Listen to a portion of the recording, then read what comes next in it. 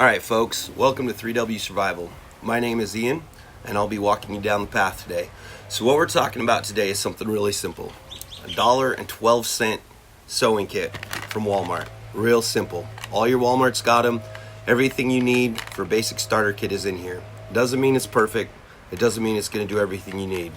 Now if you've already got a sewing kit, a lot of you grew up with the caboodle kits that your moms have. Some of you guys have them yourselves.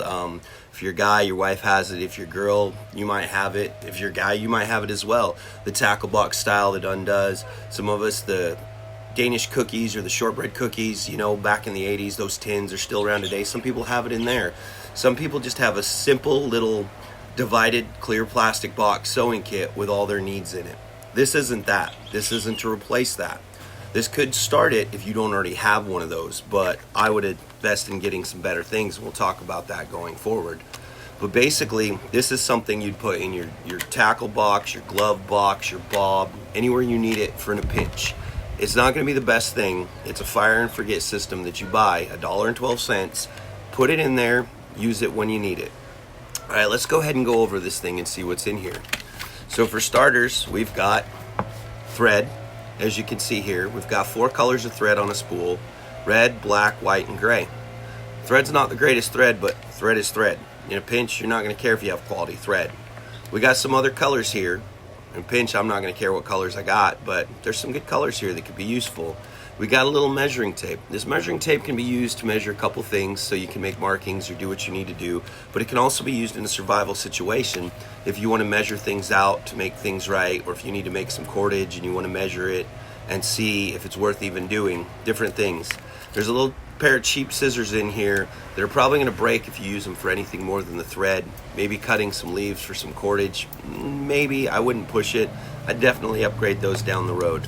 And when we get into the bread and butter here, what you're going to have is you're going to have a few needles and a few pins. You're going to have a couple safety pins in here. You're going to have a couple straight pins in here. But one thing I do like about these cheap sewing kits is they typically have what I call a cheater. Some people call it a threader. There we go. We'll dump it into the case like that. But this little cheater is one of the most important tools. Now it is cheap, and there's all sorts of tricks for getting your thread in there. But basically, you're going to take this cheater and you're going to run it through the eye of the needle like that. And then you're going to take whatever your thread is. Let's say we're going to go with black for this. Going to run our black thread through the cheater. And then all we're going to do, give us a little bit of tail here. And then we're going to pull the cheater through. And then we're going to remove it. Now, at this point, how you determine your length of thread is based on you, but you've threaded a needle that easy. Now these are cheap. I mean extremely cheap. You're probably going to get 1 or 2 uses, maybe up to 10 if you're careful with this thing, so it will fall apart on you. The other problem with these cheaper sewing kits is the scissors. The scissors won't necessarily, see, they won't even cut the thread there. If I put some pressure on it, it'll cut it. And it's going to be kind of hard to see here, and I'm not sure the quality frayed end of the thread there. That thread is frayed. It's not going to be easy to get that into a needle later, right? Something to keep in mind. So there's different ways you can do it. Some people tie a knot in the back of your needle. This isn't training about the needle though. This is just showing this kit off. So what I'm going to do, there's a little notch cut in these for storage there. But if you flip it the other way, you can continue to pull the thread off it there. So I'm just going to get a little bit of thread so we can test out the needle. As we saw before, got to put some pressure on it, not cutting, and they go to the ground. So what I'm going to do here, I'm going to show you real quick.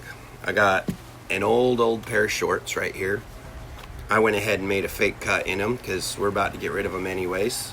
They're pretty tore up. I typically turn my stuff inside out. And let's see how this will do with a simple survival stitch. This isn't training about stitching. This isn't training about sewing. This is showing the quality of this kit, right? So what we're going to do here, get our thread out the way, and whatever stitch you decide, but sometimes in a pinch, a simple over and around loop will do what you best need to do. Give yourself a little bit of tail end here. Wrap your needle around one time. Try to stay close to the same holes. You could tie it off here, or you could just continue to sew. I like to do a back and forth and come back later. Again, this isn't a sewing skill, but it's showing you how the needle works. I'm literally just going over under, and it is a mess. Now, every once in a while, you're going to do that. Now, the reason I did this, thread pops real easy, is just to show you that you can quickly stitch it on the other side. It's not going to look great. If you put too much pressure, it's going to pop off, but it works. So what I got here, this is just denim, cheap little kids denim. So I got 3 there, so if I fold it over, I get 6. Will the needle go through 6? Yes, it will go through 6 layers. Will it go through 12? Yes, it'll go through 12 layers pretty easily. So it's not as bad as I thought. But some of these cheap needles, if you're going to use them on canvas or you're going to use them anywhere else, there's a good chance they're going to snap. When they snap, there's going to be some new words you didn't know in your vocabulary, and the needle might end up in your thumb. So keep aware. The first thing I would upgrade on these is get a good needle. There are some pre-threaded needles. They're pretty cheap too. You get those, and they have a certain amount of thread. The downside to those really is that you're limited to that size of thread. It's not the cheapness of them and anything about that. It's the limitation of the thread, and it can be harder to get those on. Okay, so that's the needle. That's the cheater. Okay, what we also got is this colored thread here. Same kind of quality. But the buttons, some other things about these buttons. You can take these buttons and you can use them for a lot of different things. One of the things you can use these, if you know much about snares, is you can use this for a snare lock. You might be able to use it for a couple other things that are out there. My question that I haven't checked out yet is, does it float? Right here, we got a little thing of water, and we're gonna see if this floats. This button appears to float. So the next question on there, I'm gonna tilt this camera, and you can see the floating button right there. So the next question there for the floating button then is, will the needle on the button float? So what we're gonna do here, I'm gonna try to set it on this needle, but I'm probably gonna end up dropping it in there. Yep, right into the water. So you might wanna prep this before. Okay, so what we're gonna do here, the idea here is I'm making a bootleg water compass, all right? So we're gonna take what we already have here, take my thread from there. All right, we're gonna put the needle in here. I'm gonna use the cheater, and I'm gonna use the cheater to go through the button, okay? So what we're doing here, we're gonna take the cheater, we're gonna put the thread through the cheater, and then we're gonna go through the button, just like that. We're gonna pull one side all the way through, and we're gonna put the needle through, and we're gonna take the cheater and put this back through. Speed and efficiency are not always the same things when making a video. So we're gonna put the thread back through the cheater, and then we're gonna pull the thread through. Okay. So this is bootleg as it gets, but